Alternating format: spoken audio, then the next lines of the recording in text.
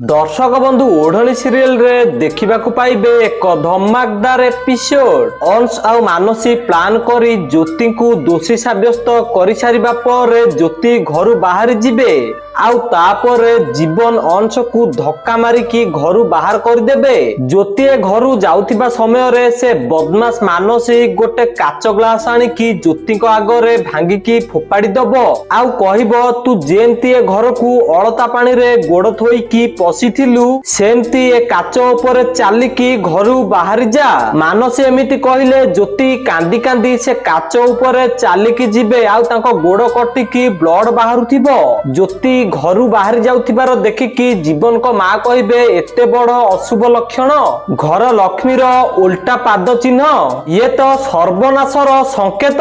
जीवन को मां कथा सुनिकी अंश मने मने कहिबे ए परिवार सर्वनाश हबारु केही भी रोकी पारिबेनी आउ जिए रोकी थांता से घर छाड़ी की चली गला।